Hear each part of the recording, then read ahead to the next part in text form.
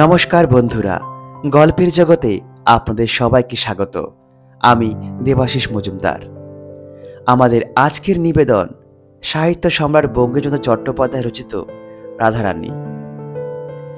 গল্পের জগতে যারা নতুন তারা অবশ্যই চ্যানেলটি সাবস্ক্রাইব করে আমাদের সঙ্গে যুক্ত থাকবেন। তো আসুন শুনে নেওয়া যাক আজকের গল্প রাধারানী।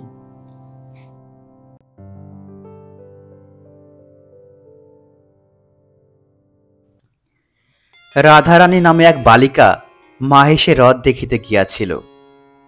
বালিকার বয়স 11 পরিপূর্ণ হয় নাই। তাহাদিগের অবস্থা পূর্বে ভালো ছিল, বড় মানুষের মেয়ে, কিন্তু তাহার পিতা নাই। তাহার মাতার সঙ্গে এক জনজ্ঞাতির একটি মোকদ্দমা হয়। সর্বস্ব লইয়া মোকদ্দমাটি বিধবা হাইকোর্টে হারিল। সে হারিবা মাত্র ডিক্রিদার জ্ঞাতি ডিক্রি জারি করিয়া ভদ্রসন হইতে উহাদেহকে বাহির করিয়া দিল। প্রায় 10 লক্ষ টাকার সম্পত্তি ডিক্রিদার সকলই লইল। খরচা ও ওয়াসিলাত দিতে নগদ যাহা ছিল তাহাও গেল। রাধারানীর মাতা অলঙ্কারাদি বিক্রয় করিয়া প্রিবি কাউন্সিলে একটি আপিল করিল, কিন্তু আর আহারের সংস্থান রহিল না। বিধবা একটি কুটিরে আশ্রয় লইয়া কোনো প্রকারে শারীরিক পরিশ্রম করিয়া দিনপাত করিতে লাগিল। রাধারানীর বিবাহ দিতে পারিল না। কিন্তু দুর্ভাগ্যক্রমে রথের পূর্বে রাধারানীর মা ঘোরতর পীড়িতা হইল। যে কায়িক পরিশ্রমে দিনপাত হইত তাহা বন্ধ হইল। সুতরাং আর আহার চলে না। মাতা রুগ্না, এজন্য কাজে কাজেই তাহার উপবাস। রাধারানীর জুটিল না বলিয়া উপবাস। রথের দিন তাহার মা একটু বিশেষ হইল। পথ্যের প্রয়োজন হইল, কিন্তু পথ্য কোথা, কে দিবে? রাধারানী কাইতে কাইতে কতকগুলি বনফুল তুলিয়া তাহার মালা গাঁথিল। মনে করিল যে এই মালা রথের হাটে বিক্রয় করিয়া 2-1 পয়সা পাইব, তাহাতেই মার পথ্য হইবে। কিন্তু রথের টান অর্ধেক হইতে না হইতেই বড় বৃষ্টি আরম্ভ হইল। বৃষ্টি দেখিয়া লোক সকল ভাঙ্গিয়া গেল। মালা কেহ কিনিল না। রাধারানী মনে করিল যে আমি একটু না হয় ভিজিলাম, বৃষ্টি থামিলেই আবার লোক জমিবে। কিন্তু বৃষ্টি আর থামিল না, লোক আর জমিল না। সন্ধ্যা হইল, রাত্রি হইল, বড় অন্ধকার হইল। অজ্ঞতা রাধারানী কাঁদিতে কাঁদিতে ফিরিল। অন্ধকার পথ কর্দমময়, পিচ্ছিল, কিছুই দেখা যায় না। তাহাতে মুষলধারে শ্রাবণে ধারা বর্ষিতেছিল। মাতার অন্নাভাব মনে করিয়া তদপেক্ষাও রাধারানীর চক্ষু বাড়ি বর্ষণ করিতেছিল। রাধারানী কাঁদিতে কাঁদিতে আছাড় খাইতেছিল, কাঁদিতে কাঁদিতে উঠিতেছিল, আবার কাঁদিতে কাঁদিতে আছাড় খাইতেছিল। 2 গণ্ড বিলম্বী ঘন কৃষ্ণ অলকা বলি বহিয়া, কবরী বহিয়া বৃষ্টির জল পড়িয়া ভাসিয়া যাইতেছিল। তথাপি রাধারানী সেই 1 পয়সার বনফুলের মালা বুকে করিয়া রাখিয়াছিল, ফেলে নাই। এমতো সময়ে অন্ধকারে অকস্মাৎ কে আসিয়া রাধারানীর ঘাড়ের উপর পড়িল। রাধারানী এতক্ষণ উচ্চস্বরে ডাকিয়া কাঁদে নাই, এক্ষণে উচ্চস্বরে কাঁদিল। যে ঘাড়ের উপর আসিয়া পড়িয়াছিল সে বলিল, কে গা তুমি কাঁদো? পুরুষ মানুষের গলা, কিন্তু কণ্ঠস্বর শুনিয়া রাধারানীর রোদন বন্ধ হইল। রাধারানীর চেনা লোক নহে, কিন্তু বড় দয়ালু লোকের কথা। রাধারানীর ক্ষুদ্র বুদ্ধিটুকুতে ইহা বুঝিতে পারিল।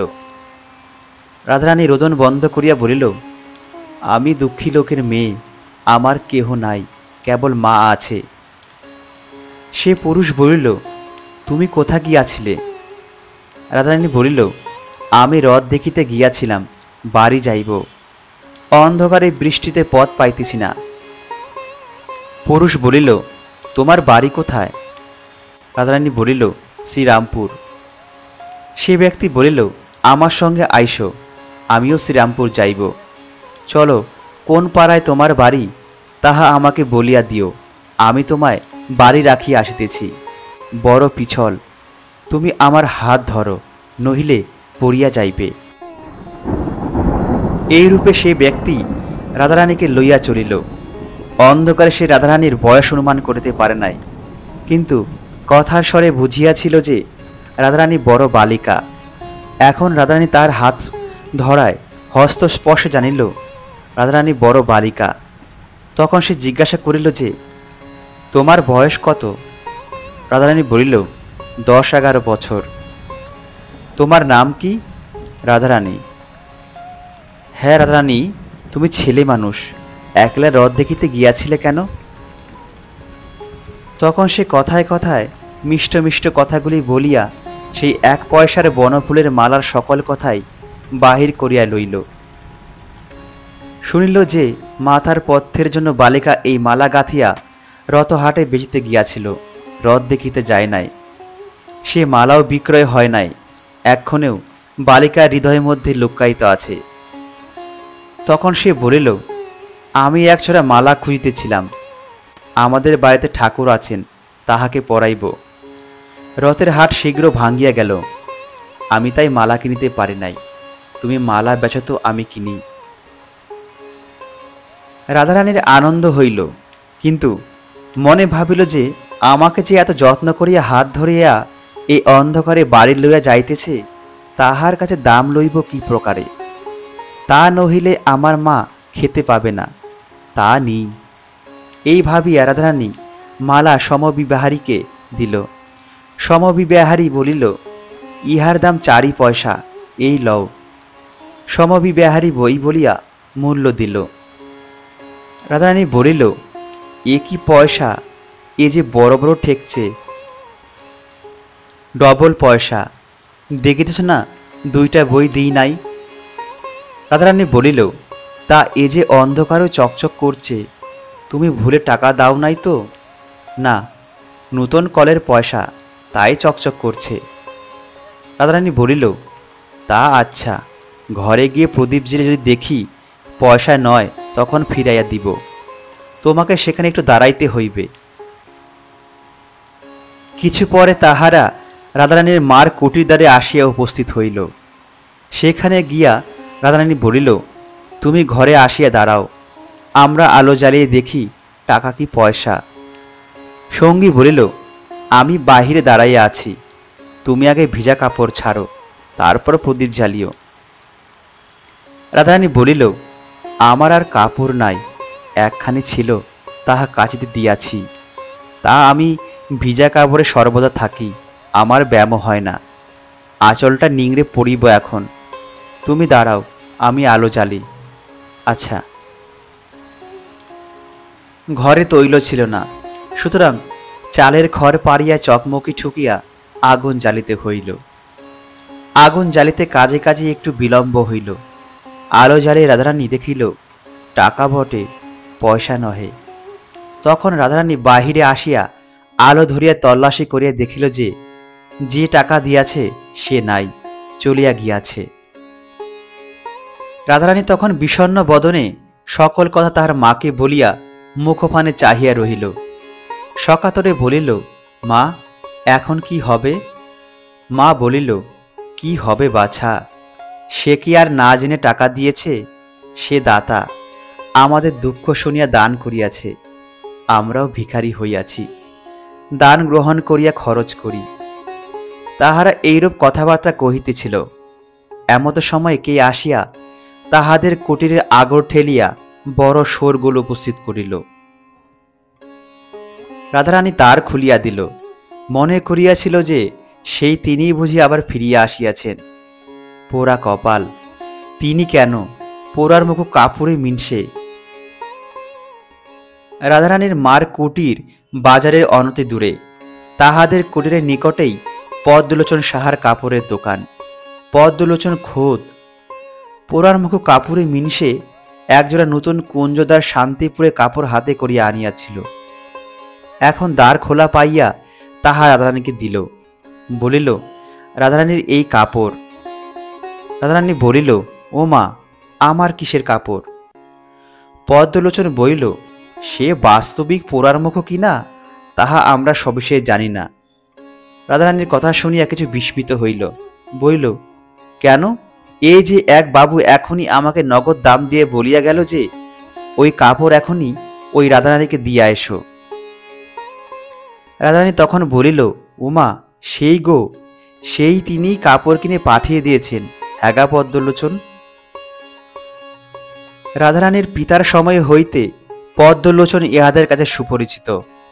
অনেক বাড়ি ইহাদিগের নিকট যখন সুদিন ছিল, তখন 4 টাকার কাপড়ে শপথ করিয়া 8 টাকা 12.5 আনা আর 2 আনা মুনাফা লইতেন। হা পদ্মলোচন, বলি সে বাবুটিকে চেনো? পদ্মলোচন বলিল, তোমরা চেনো না? রাধারানী বলিল, না।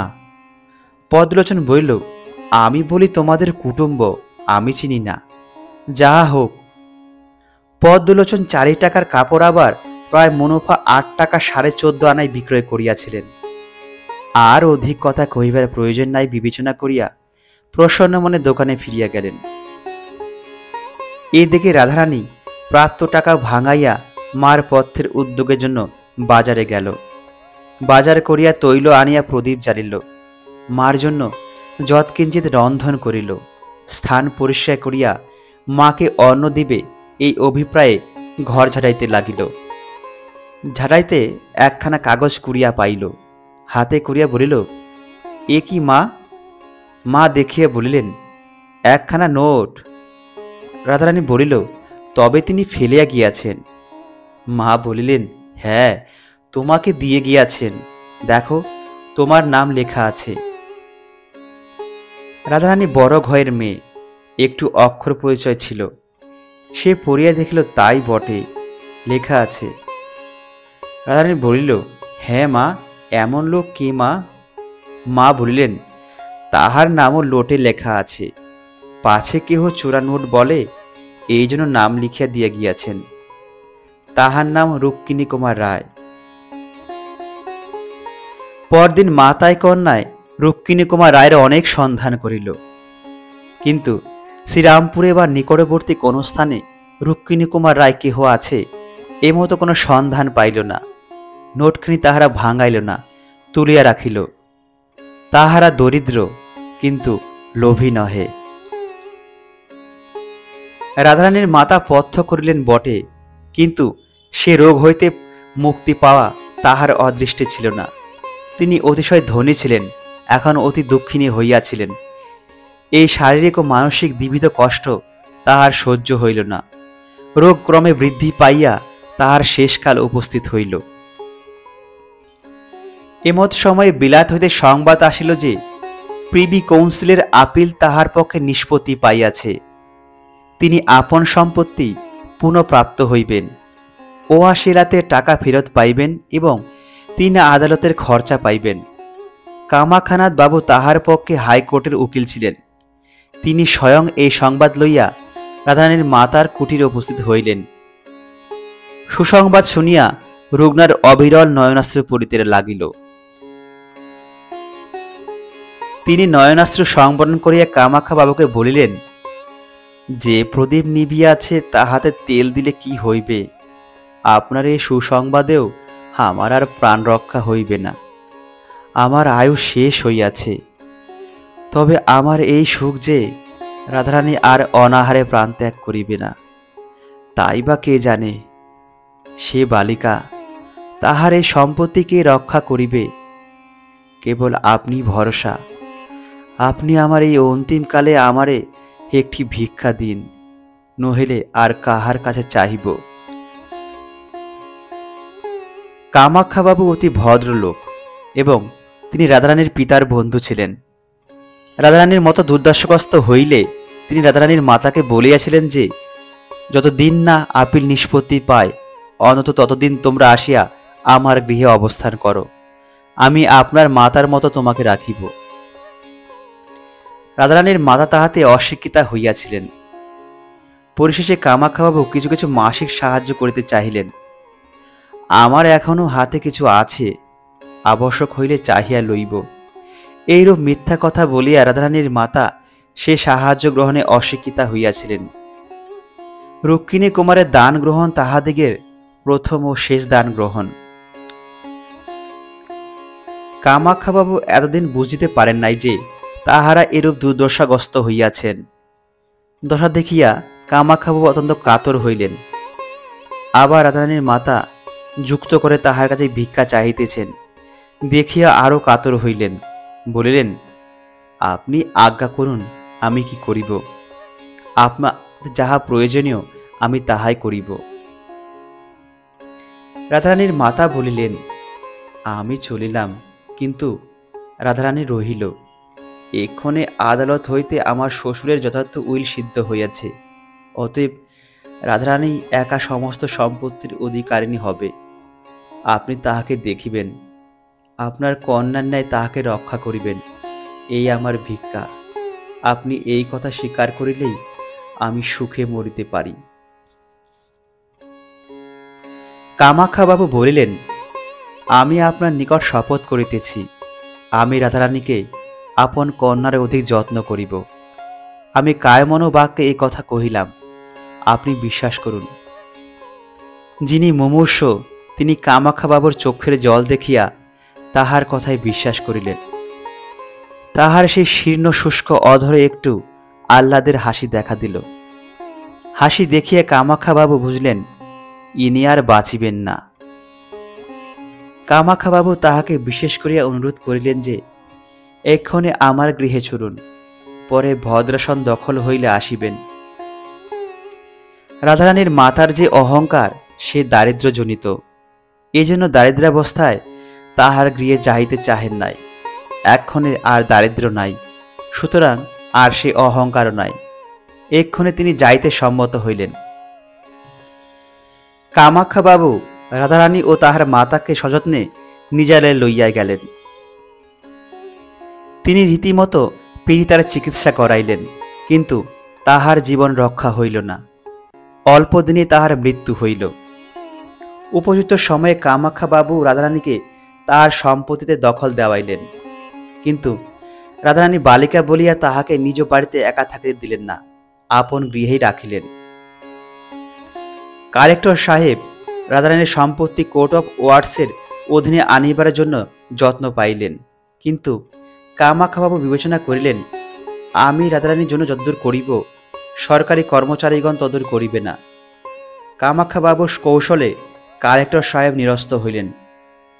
কামাখ্যাবাবু স্বয়ং রাধারানীর সম্পত্তির তত্ত্বাবধান করিতে লাগিলেন। বাকি রাধারানীর বিবাহ, কিন্তু কামাখ্যাবাবু নব্যতন্ত্রের লোক, বাল্য বিবাহে তার দেশ ছিল।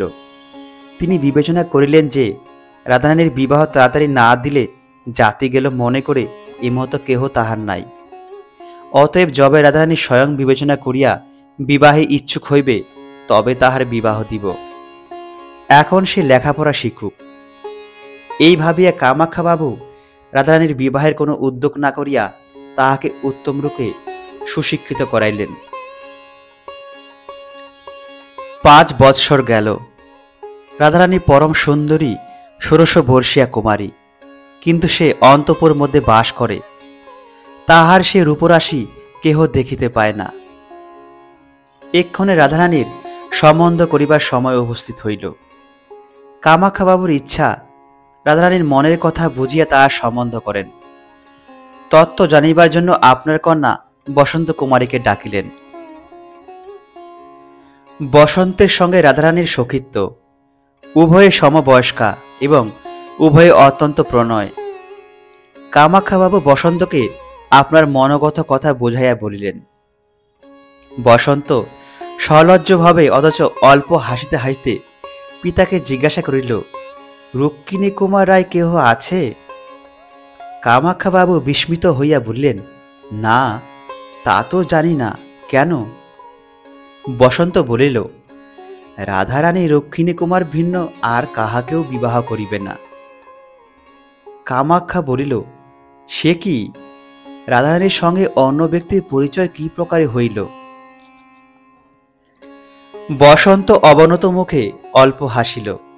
সে রথের রাত্রির বিবরণ সবিস্তারে রাধারানীর কাছে শুনিয়াছিল। পিতার সাক্ষাতে সকল বিবৃত করিল।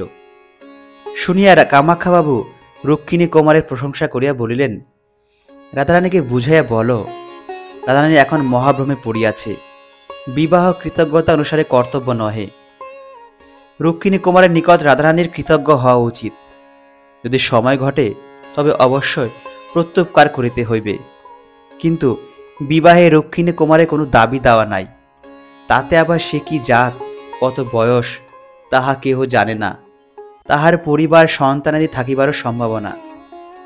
রুক্মিণী কুমারের বিবাহ করিবারই বা সম্ভাবনা কি? বসন্ত বলিল, সম্ভাবনা কিছুই নাই, তাহাও রাধারানী বিলক্ষণ বুঝিয়াছে। কিন্তু সেই রাত্রি অবধি রুক্মিণী কুমারের একটি মানসিক প্রতিমা গড়িয়া আপনার মনে তাহা স্থাপিত করিয়াছে। যেমন দেবতাকে লোকে পূজা করে, রাধারানী সেই প্রতিমা তেমনি করিয়া প্রথম মনে মনে পূজা করে। এই 5 বছর রাধারানী আমাদিগের বাড়ি আসিয়াছে। এই 5 বছরে এমন দিন প্রায় নাই যে যেদিন রাধারানী রুক্মিণী কুমারের কথা আমার সাক্ষাতে একবারও বলে নাই। আর কেহ রাধারানীকে বিবাহ করিলে তাহার স্বামী সুখী হইবে না। কামাখ্যাবাবু মনে মনে বলিলেন, বাতিক, ইহার একটু চিকিৎসা আবশ্যক। কিন্তু প্রথম চিকিৎসা বোধ হয় রুক্মিণী কুমারের সন্ধান করা। কামাখ্যাবাবু রুক্মিণী কুমারের সন্ধানে প্রবৃত্ত হইলেন। স্বয়ং কলিকাতার তাহার অনুসন্ধান করিতে লাগিলেন। বন্ধুবর্গকেও সেই সন্ধানে নিযুক্ত করিলেন। দেশে দেশে আপনার মোয়াক্কেলগণকে পত্র লিখিলেন। প্রতি সংবাদপত্রে বিজ্ঞাপন দিলেন। সেই বিজ্ঞাপন এইরূপ: বাবু রুক্মিণী কুমার রায় নিম্ন স্বাক্ষরকারী ব্যক্তির সঙ্গে সাক্ষাৎ করিবেন। বিশেষ প্রয়োজন আছে। ইহাতে রুক্মিণী বাবুর সন্তোষের ব্যতীত অসন্তোষের কারণ উপস্থিত হইবে না। কিন্তু কিছুতেই রুক্মিণী কুমারের কোনো সন্ধান পাওয়া গেল না। দিন গেল, মাস গেল, বৎসর গেল, তথাপি কই রুক্মিণী কুমার তো আসিল না। ইহার পর রাধারানীর আরেকটি ঘোরতর বিপদ উপস্থিত হইল। কামাখ্যা বাবুর লোকান্তর গতি হইল। রাধারানী ইহাতে অত্যন্ত শোকাতুর হইলেন। দ্বিতীয়বার পিতৃহীনা হইলেন মনে করিলেন। কামাখ্যা বাবুর শ্রাদ্ধাদির পর রাধারানী আপন বাড়িতে গিয়া বাস করিতে লাগিলেন এবং নিজ সম্পত্তির তত্ত্বাবধান স্বয়ং করিতে লাগিলেন। কামাখ্যা বাবুর বিচক্ষণতা হেতু রাধারানীর সম্পত্তি বিস্তর বাড়িয়াছিল। বিষয় হস্তে লইয়াই রাধারানী প্রথমেই 2 লক্ষ মুদ্রা গভর্নমেন্টে প্রেরণ করিলেন। তৎসঙ্গে এই প্রার্থনা করিলেন যে এই অর্থে তাহার নিজ গ্রামে একটি অনাথ নিবাস স্থাপিত হোক। তাহার নাম হোক রুক্মিণী কুমারের প্রাসাদ। গভর্নমেন্টের কর্মচারীগণ প্রস্তাবিত নাম শুনিয়া কিছু বিস্মিত হইলেন। কিন্তু তাহাতে কি কথা কইবে? অনাথ নিবাস সংস্থাপিত হইল। রাধারানীর মাতা দারিদ্র অবস্থায় নিজ গ্রামে প্রাণ ত্যাগ করিয়া শ্রীরামপুরে কুটির নির্মাণ করিয়াছিলেন। কেননা যে গ্রামে যে ধনী ছিল সে সহসা দরিদ্র হইলে সে গ্রামে তাহার বাস করা কষ্টকর হয়। তাহাদিগের নিজ গ্রাম শ্রীরামপুর হইতে কিঞ্চিত দূর, আমরা সে গ্রামকে রাজপুর বলিব। এক্ষণে রাধারানী রাজপুরে বাস করিতেন। অনাথ নিবাসও রাধারানীর বাড়ির সম্মুখে। রাজপুরে সংস্থাপিত হইল। নানা দেশ হইতে দীনদুঃখী অনাথ আসিয়া তথায় বাস করিতে লাগিল। 2-1 বৎসর পরে একজন ভদ্রলোক সেই অনাথ নিবাসে আসিয়া উপস্থিত হইলেন। তাহার বয়স 35 থেকে 36 বৎসর। অবস্থা দেখিয়া অতি ধীর গম্ভীর এবং অর্থশালী লোক বোধ হয়। তিনি সেই রুক্মিণী কুমারের প্রাসাদের দ্বারে আসিয়া দাঁড়াইলেন। রক্ষকগণকে জিজ্ঞাসা করিলেন, এ কাহার বাড়ি? তাহারা বলিল, এ কাহারও বাড়ি নহে, এখানে দুঃখী অনাথ লোক থাকে, ইয়াকে রুক্মিণী কুমারের প্রাসাদ বলে। আগন্তুক বলিলেন, আমি ইহার ভিতরে গিয়ে দেখিতে পারি? রক্ষকগণ বলিলেন, দিন দুঃখী লোকেও ইহার ভিতরে অনায়াসে যাইতেছে, আপনাকে নিষেধ কি? দর্শক ভিতরে গিয়া সব দেখিয়া প্রত্যাবর্তন করিলেন। বলিলেন, বন্দোবস্ত দেখিয়া আমার বড় আহ্লাদ হইয়াছে। কে এই অন্নসত্র দিয়াছে? রুক্মিণী কুমার কি তাহার নাম? রক্ষকেরা বলিল, একজন স্ত্রীলোক এই অন্নসত্র দিয়াছেন। দর্শক জিজ্ঞাসা করিলেন, তবে ইহাকে রুক্মিণী কুমারের প্রাসাদ বলে কেন? রক্ষকেরা বলিল, তাহা আমরা কেহ জানি না। রুক্মিণী কুমার কার নাম কাহারও নয়। যিনি অনশত দিয়াছেন তাহার নিবাস কোথায়? রক্ষকেরা সম্মুখে অতি বৃহৎ অট্টালিকা দেখাইয়া দিল।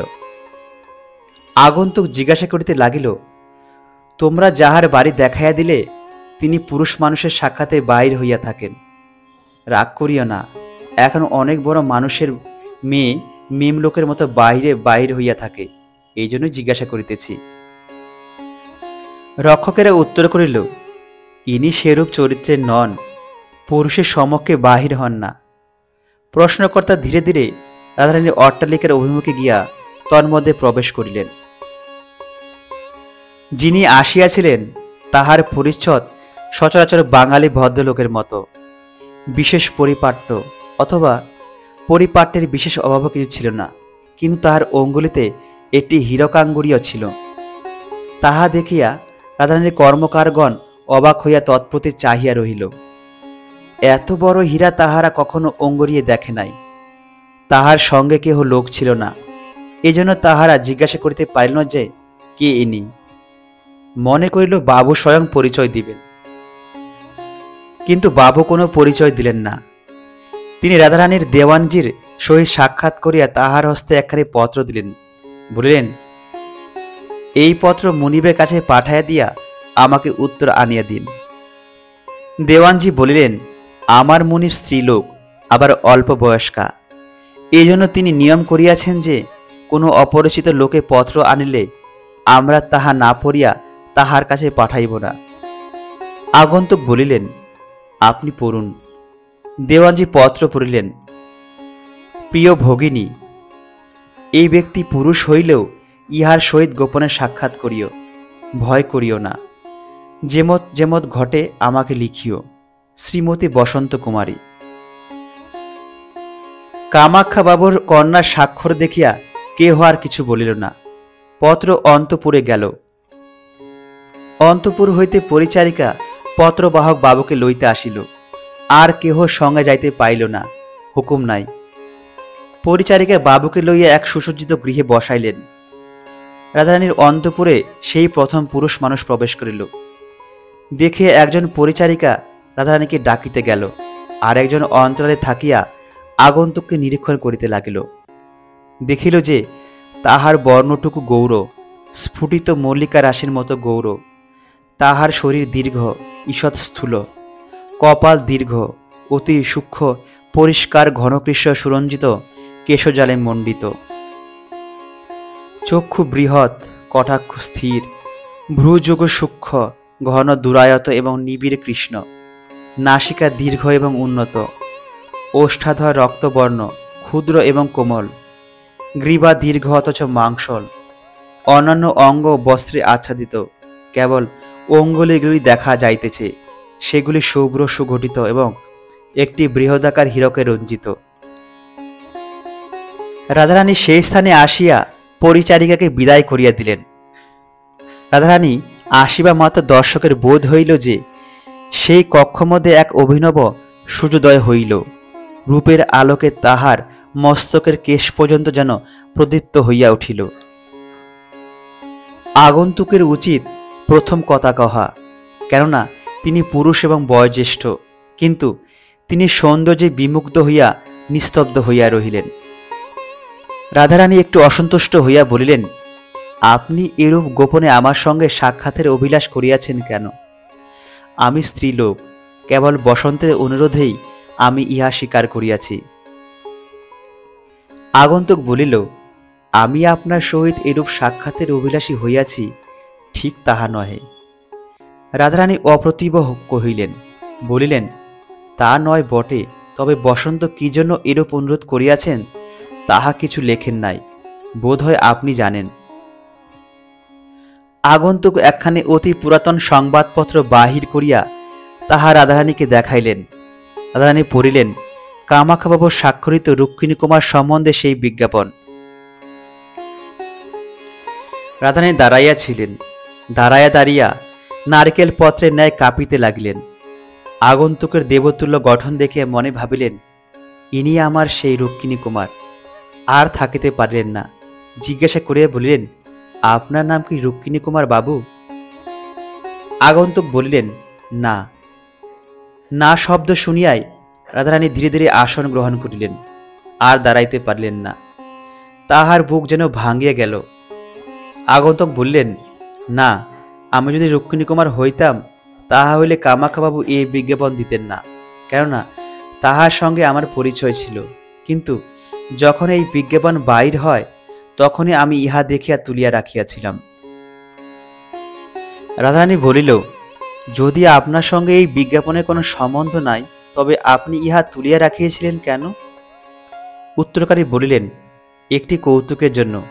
আজ 8-10 বৎসর হইল আমি যেখানে সেখানে বেড়াইতাম, কিন্তু লোক লজ্জা ভয়ে আপনার নামটা গোপন করিয়া কাল্পনিক নাম ব্যবহার করিতাম।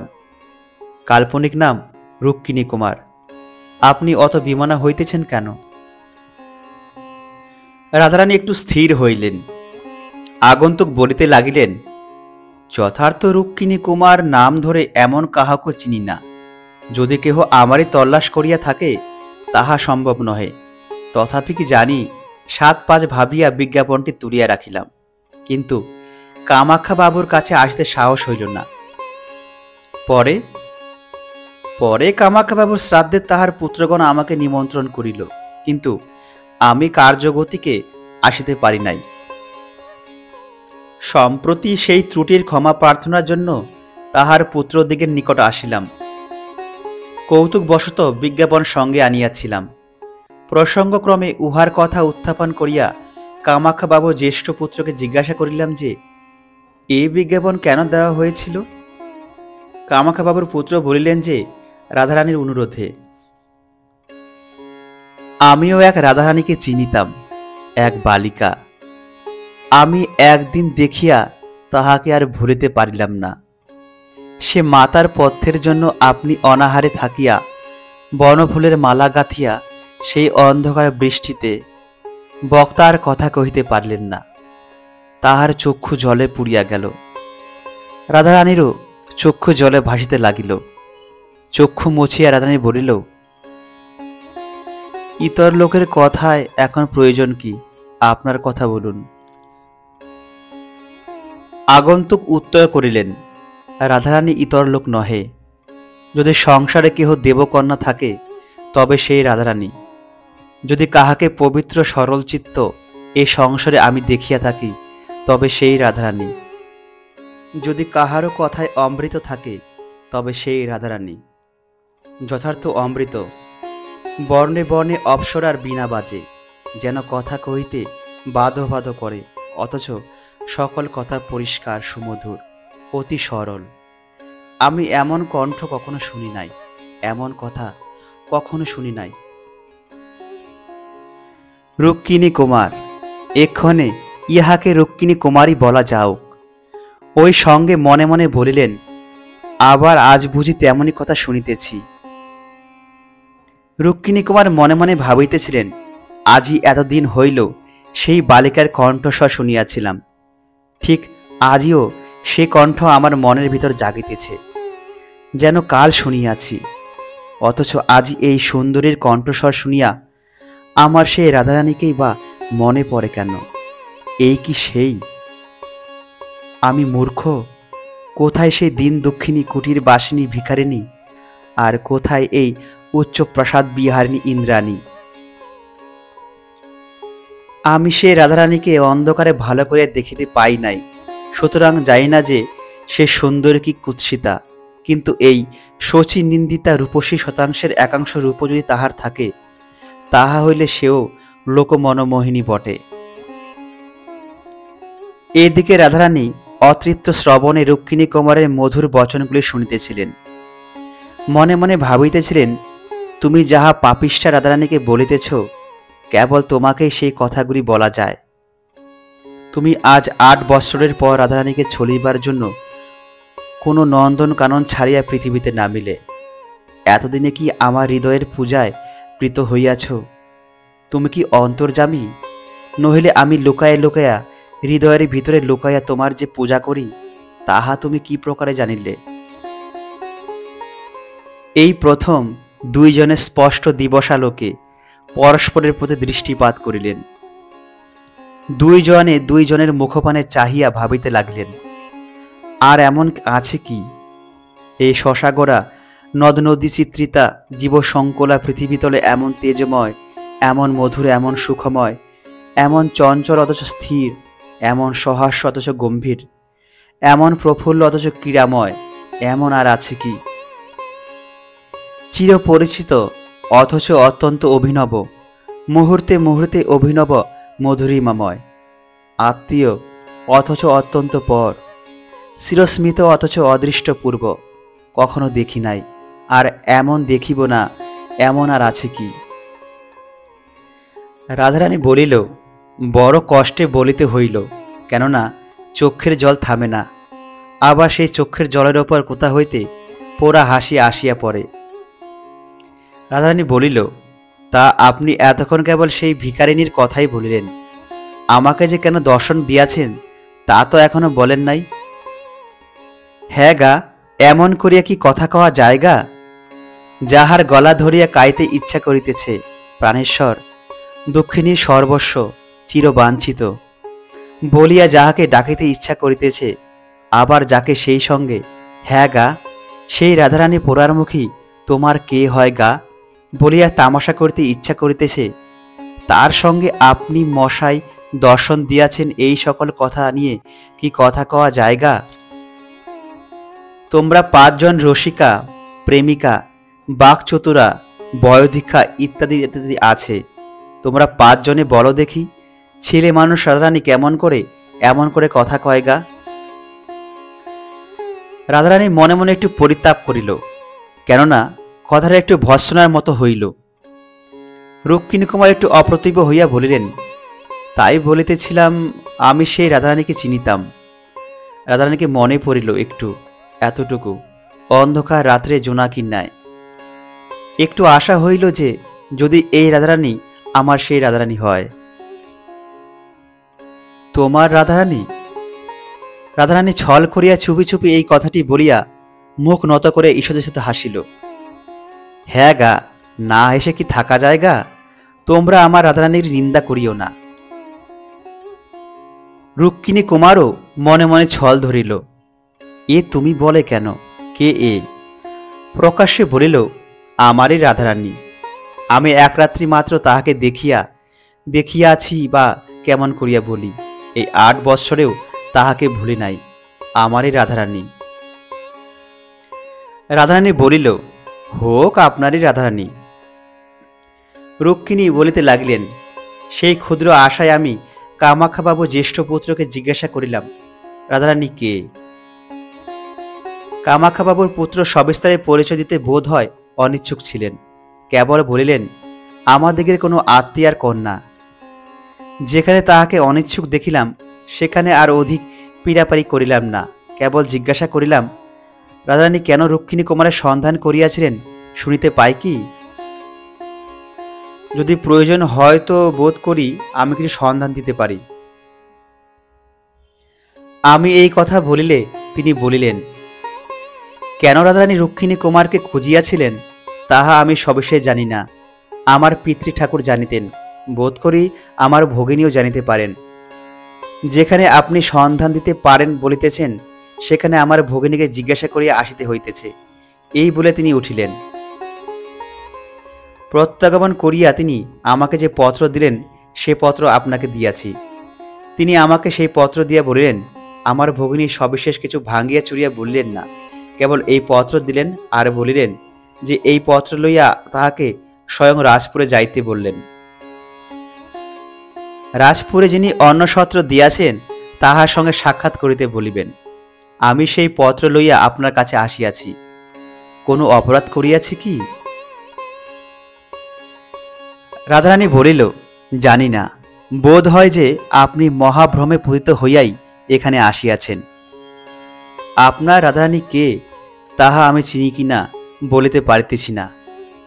সে রাধারানীর কথা কি শুনিলে বলিতে পারি আমা হইতে তাহার কোনো সন্ধান পাওয়া যাইবে কিনা। রুক্মিণী সেই রথের কথা সবিস্তারে বলিলেন, কেবল নিজ দত্ত অর্থ বস্ত্রের কথা কিছু বলিলেন না। রাধারানী বলিলেন, স্পষ্ট কথা মার্জনা করিবেন। আপনাকে রাধারানীর কোনো কথা বলিতে সাহস হয় না, কেননা আপনাকে দয়ালু লোক বোধ হইতেছে না। যদি আপনি সেরূপ দয়াদ চিত্ত হইতেন, তাহা হইলে আপনি যে ভিখারী বালিকার কথা বলিলেন, তাহাকে অমন দুর্দশাপন্ন দেখিয়া অবশ্য তার কিছু আনুকূল্য করিতেন। কই, আনুকূল্য করার কথাও তো কিছু আপনি বললেন না। রুক্মিণী কুমার বলিলেন, আনুকূল্য বিশেষ কিছু করিতে পারি নাই। আমি সেদিন নৌকাপথে হ্রদ দেখিতে আসিয়াছিলাম, পাছে কেহ জানিতে পারে এই জন্য ছদ্মবেশে রুক্মিণী কুমার রায় পরিচয় লুকাইয়া আসিয়াছিলাম। অপরাহ্নে ঝড় বৃষ্টি হওয়ায় বোটে থাকিতে সাহস না করিয়া একা তটে উঠিয়া আসিয়াছিলাম। সঙ্গে যাহা অল্প ছিল তাহা রাধারানীকেই দিয়াছিলাম, কিন্তু সে অতি সামান্য। পরদিন প্রাতে আসিয়া উহাদিগের বিশেষ সংবাদ লইব মনে করিয়াছিলাম, কিন্তু সেই রাত্রে আমার পিতার পীড়ার সংবাদ পাইয়া তখনই আমাকে কাশী যাইতে হইল। পিতা অনেকদিন রুগ্ন হইয়া রহিলেন। কাশী হইতে প্রত্যাগমন করিতে আমার বৎসরাধিক বিলম্ব হইল। বৎসর পরে আমি ফিরিয়া আসিয়া আবার সেই কুটিরের সন্ধান করিলাম, কিন্তু তাহাদেরকে আর সেখানে দেখিলাম না। রাধারানী বলিল, একটি কথা জিজ্ঞাসা করিতে ইচ্ছা করিতেছে। বোধ হয় সে রথের দিন নিরাশ্রয়ে বৃষ্টি বাদলে আপনাকে সেই কুটিরেই আশ্রয় লইতে হইয়াছিল। আপনি কতক্ষণ সেখানে অবস্থিতি করিলেন? রুক্মিণী কুমার বলিলেন, অধিকক্ষণ নহে। আমি যাহা রাধারানীকে হাতে দিয়াছিলাম তাহা দেখিবার জন্য রাধারানী আলো জ্বালিতে গেল। আমি সেই অবসরে তার বস্ত্র কিনিতে চলে আসিলাম। রাধারানী বলিল, আর কি দিয়া আসিলেন? আর কি দেব, একখানি ক্ষুদ্র নোট ছিল, তাহা কুটিরে রাখিয়া আসিলাম। রাধারানী বলিল, নোটখানি ওই রূপে দেওয়া বিবেচনা সিদ্ধ হয় নাই। তাহারা মনে করিতে পারে আপনি নোটখানি হারাইয়া গিয়াছেন। রুক্মিণী কুমার বলিল, না, আমি পেন্সিলে লিখিয়া দিয়াছিলাম রাধারানীর জন্য, তাহাতে নাম স্বাক্ষর করিয়াছিলাম রুক্মিণী কুমার রায়। যদি সেই রুক্মিণী কুমারকে সেই রাধারানী অন্বেষণ করিয়া থাকে, এই ভরসায় বিজ্ঞাপনটি তুলিয়া রাখিয়াছিলাম। রাধারানী বলিল, তাই বলিতেছিলাম আপনাকে দয়াদ্র চিত্ত বলিয়া বোধ হয় না। যে রাধারানী আপনার শ্রীচরণ দর্শনের জন্য, এইটুকু বলিতেই আহ, ছি ছি রাধারানী। ফুলের কুড়ির ভিতর যেমন বৃষ্টির জল ভরা থাকে, ফুলটি নিচু করিলেই ঝরঝরে করিয়া ঝরিয়া যায়। রাধারানী মুখ নত করিয়া এইটুকু বলিতেই তার চোখের জল ঝরঝরে করিয়া পড়িতে লাগিল। অমনি যে দিকে রুক্মিণী কুমার ছিলেন, সেই দিকের মাথার কাপড়টা বেশি করিয়া টানিয়া দিয়া সে ঘর হইতে রাধারানী বাহির হইয়া গেল। রুক্মিণী কুমার বোধ হয় চোখের জলটুকু দেখিতে পান নাই, কি পাইয়া থাকিবেন বলা যায় না। বাহিরে আসিয়া মুখে চোখে জল দিয়া অশ্রুচিহ্ন বিলুপ্ত করিয়া রাধারানী ভাবিতে লাগিল। ভাবিল, ইনি তো রুক্মিণী কুমার, আমিও সেই রাধারানী। দুইজনে দুইজনের জন্য মন তুলিয়া রাখিয়াছি। এখন উপায়, আমি যে রাধারানী তা উহাকে বিশ্বাস করাইতে পারি। তারপর উনি কি জাতি তা কে জানে? জাতিটা এখনই জানিতে পারা যায়, কিন্তু উনি যদি আবার আমার জাতি না হন, তবে ধর্মবন্ধন ঘটিবে না। চিরন্তনের যে বন্ধন তাহা ঘটিবে না, প্রাণের বন্ধন ঘটিবে না। তবে আর উহার সঙ্গে কথায় কাজ কি? না হয় এই জন্মটা রুক্মিণী কুমার নাম জপ করিয়া কাটাইব। এতদিন সেই জপ করিয়া কাটাইয়াছি। জোয়ারের প্রথম বেগটা কাটিয়া গিয়াছে, বাকি কাল খাটিবে নাকি? এই ভাবিতে ভাবিতে রাধারানীর আবার নাকের পাটা ফাঁপিয়া উঠিল, ঠোঁট দুখানা ফুলিয়া উঠিল, আবার চোখ দিয়া জল পড়িতে লাগিল। আবার সে জল দিয়া মুখ চোখ ধুইয়া টোয়ালিয়া দিয়া মুছিয়া ঠিক হইয়া আসিল। রাধারানী আবার ভাবিতে লাগিল, আচ্ছা, যদি আমার জাতিই হন তাহলেই বা ভরসা কি? উনি তো দেখিতেছি বয়প্রাপ্ত কুমার, এখন সম্ভাবনা কি? তা হলেনি বা বিবাহিত? না না, তা হইবে না। নাম জপ করিয়া মরি, সে অনেক ভালো, সতীন সহিতে পারিব না। তবে এখন কর্তব্য কি? জাতির কথাটা জিজ্ঞাসা করিয়াই বা কি হইবে? তবে রাধারানীর পরিচয়টা দিই, আর উনি কে তাহা জানিয়া লই। কেননা রুক্মিণী কুমার তো ওর নাম নয় তা তো শুনিলাম, যে নাম জপ করে মরিতে হইবে তা শুনিয়া লই। তারপর বিদায় দিয়া কাঁদিতে বসি। আহ, পোড়ারমুখী বসন্ত, না বুঝিয়া না জানিয়া এ সামগ্রী কেন পাঠাইলি? জানিস নাকি, এ জীবন সমুদ্র অমন করিয়া মন্থন করিতে গেলে কাহারও কপালে অমৃত, কাহারও কপালে গরল ওঠে। আচ্ছা, পরিচয়টা তো দিই। এই ভাবিয়া রাধারানী যাহা প্রাণের অধিক যত্ন করিয়া তুলিয়া রাখিয়াছিল তাহা বাহির করিয়া আনিল। সেই নোটখানি। বলিয়াছি রাধারানী তাহা তুলিয়া রাখিয়াছিল। রাধারানী তাহা আঁচলে বাঁধিল। বাঁধিতে বাঁধিতে ভাবিতে লাগিল, আচ্ছা, যদি মনের বাসনা পুরিবার মতনই হয় তবে শেষ কথাটা কে বলিবে? এই ভাবিয়া রাধারানী আপনা আপনি হাসিয়া কুটপাট হইল। আহ, ছি ছি ছি, তা তো আমি পারিব না। বসন্তকে যদি আনাইতাম ভালো, উহাকে এমন দুদিন বসাইয়া রাখিয়া বসন্তকে আনাইতে পারিব না? উনি না হয় সে 2 দিন আমার লাইব্রেরি হইতে বই লইয়া পড়ুন না। পড়াশোনা করেন নাকি? ওরই জন্যই তো লাইব্রেরি করিয়া রাখিয়াছি। তা যদি 2 দিন থাকিতে রাজি না হন, উহার যদি কাজ থাকে, তবে কি হবে? ওতে আমাতেই সেই কথাটা কি হবে? ক্ষতি কি? ইংরেজে মেয়ের কি হয়? আমাদের দেশে তাতে নিন্দা আছে। তা আমি দেশের লোকের নিন্দার ভয়ে কোন কাজটাই করি। এই যে 19 বছরের বয়স পর্যন্ত আমি বিয়ে করলাম না, এতে কে না কি বলে। আমি তো বুড়া বয়স পর্যন্ত কুমারী। তা এই কাজটাও না হয় ইংরেজের মেয়ের মতো হইল। তারপর রাধারানী বিষণ্ণ মনে ভাবিল, তা যেন হলো, তাতেও বড় গোল। মুম্বাইতে গড়া মেয়েদের মাঝখানে প্রথাটা এই যে পুরুষ মানুষেই কথাটা পারিবে। ইনি যদি কথাটা না পারেন তবে তবে হে ভগবান, বলিয়া দাও কি করিব। লজ্জাও তুমি গড়িয়াছ, যে আগুনে আমি পুড়িতেছি তাহাও তুমি গড়িয়াছ। এই আগুনে সে লজ্জা কি পুড়িবে না? তুমি এই সহায়হীনা অনাথাকে দয়া করিয়া পবিত্রতার আবরণে আমাকে আবৃত করিয়া লজ্জার আবরণ কাড়িয়া লও। তোমার কৃপায় যেন আমি এক দণ্ডের জন্য মুখরা হই। ভগবান বুঝি সে কথাও শুনিলেন। বিশুদ্ধ চিত্তে যাহা বলিবে তাহাই বুঝি তিনি শোনেন। রাধারানী মৃদু হাসি হাসিতে হাসিতে গজেন্দ্র গমনে রুক্মিণী কুমারের নিকটে আসিয়া উপস্থিত হইলেন। রুক্মিণী কুমার তখন বলিলেন, আপনি আমাকে বিদায় দিয়াও যান নাই। আমি যে কথা জানিবার জন্য আসিয়াছি তাহাও জানিতে পারি নাই, তাই এখনো যাই নাই।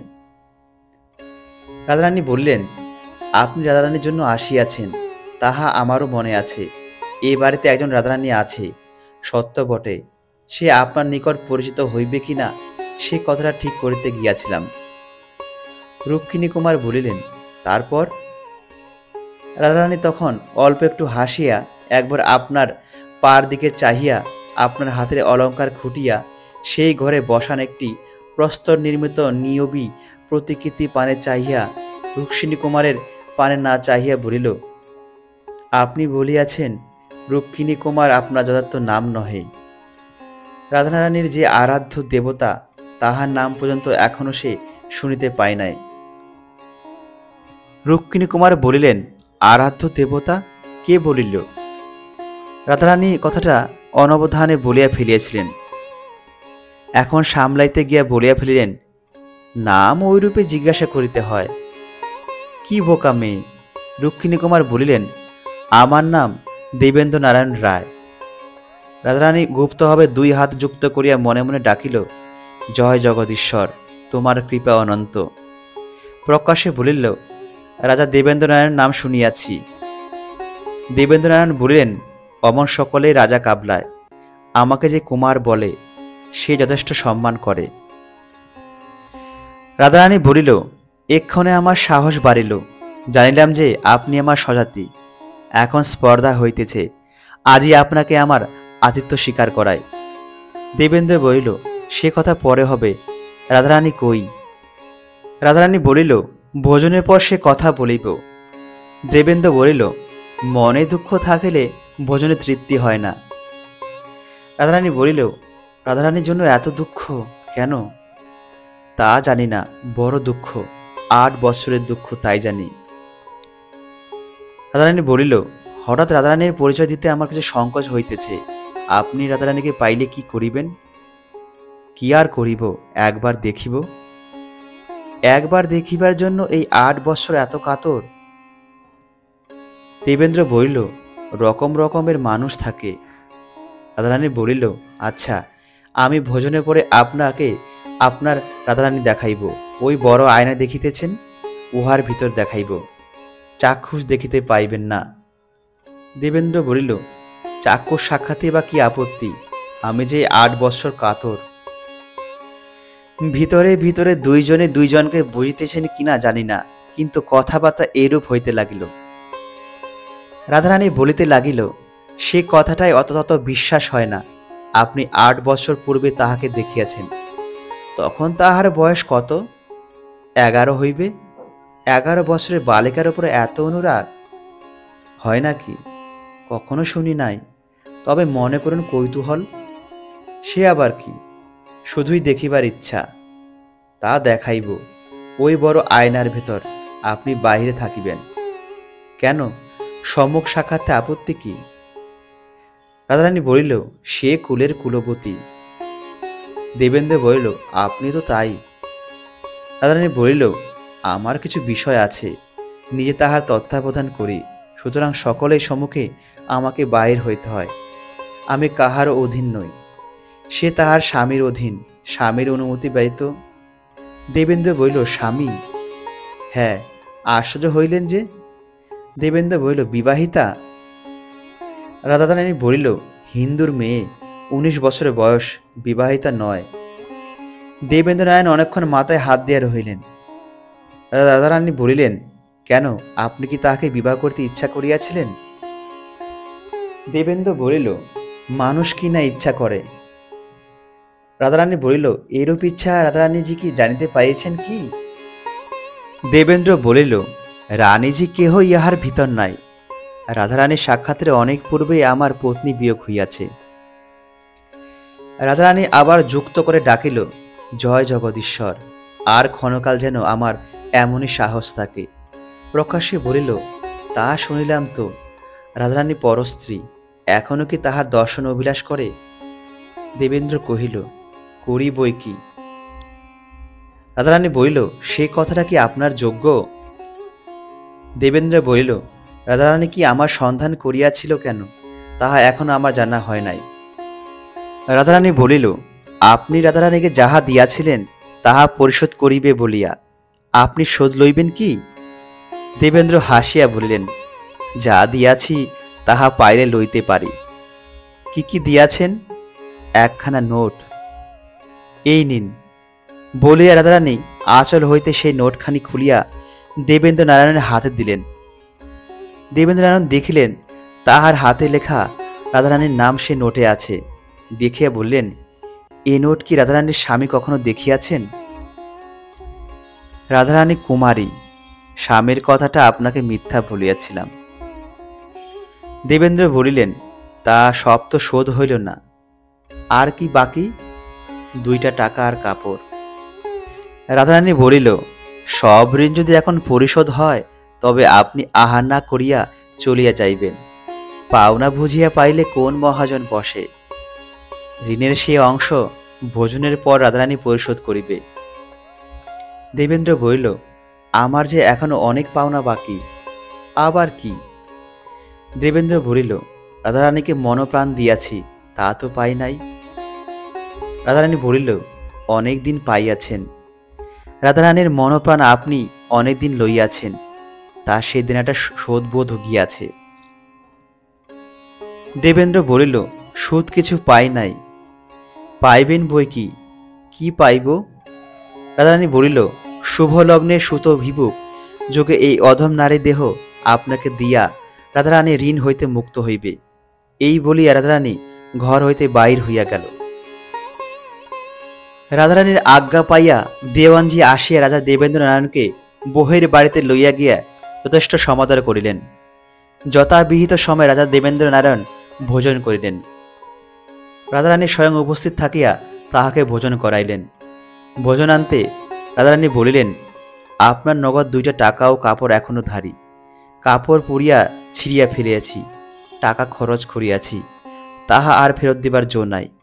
তাহার বদলে যাহা আপনার জন্য রাখিয়াছি তাহা গ্রহণ করুন। এই বলিয়া রাধারানী বহুমূল্য হীরকহার বাহির করিয়া দেবেন্দ্রের গলায় পরাইয়া দিতে গেলেন।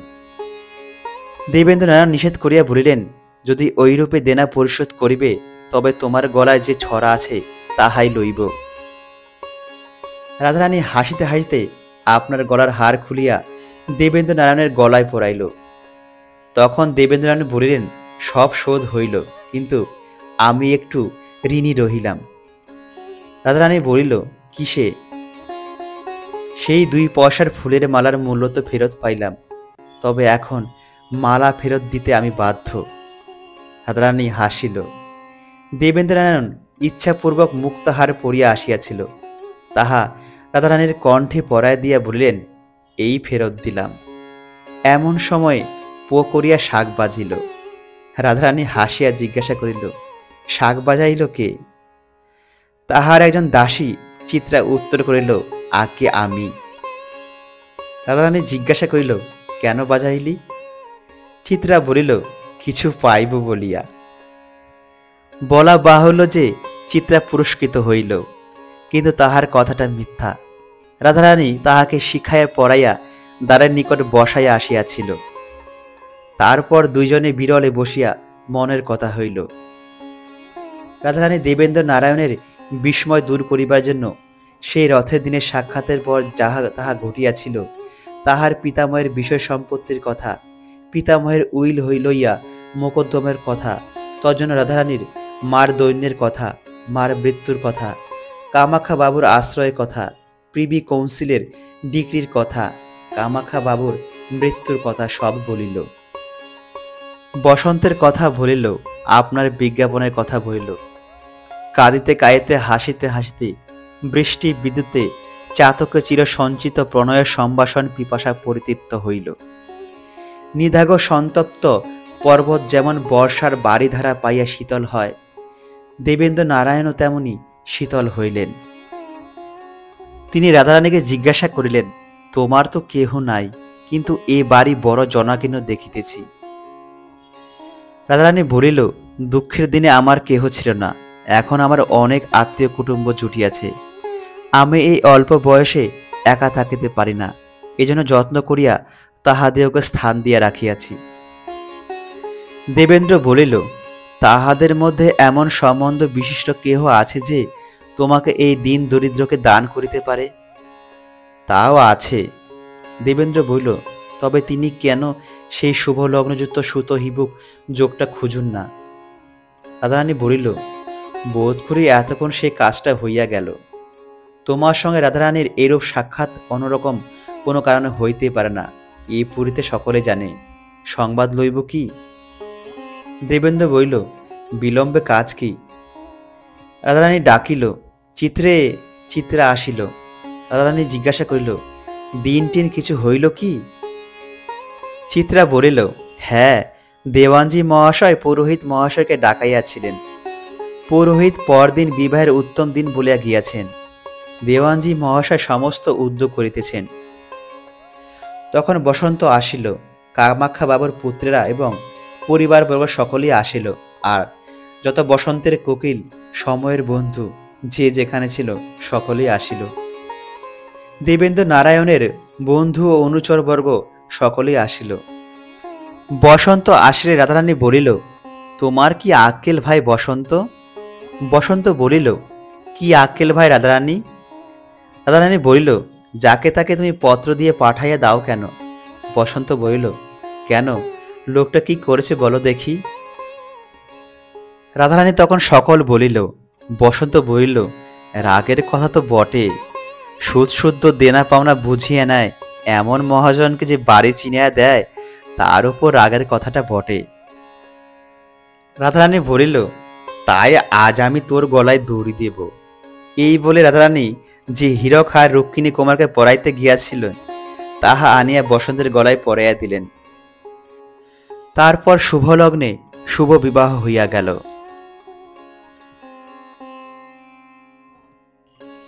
শুনছিলেন বঙ্কিমচন্দ্র চট্টোপাধ্যায়ের লেখা রাধারানী। আমাদের চ্যানেলের গল্প আপনাদের ভালো লেগে থাকলে অবশ্যই লাইক, কমেন্ট, শেয়ার এবং চ্যানেলটি সাবস্ক্রাইব করে আমাদের সঙ্গে থাকবেন। দেখা হচ্ছে পরের কোনো ভিডিওতে। ততক্ষণ সবাই ভালো থাকবেন, সুস্থ থাকবেন।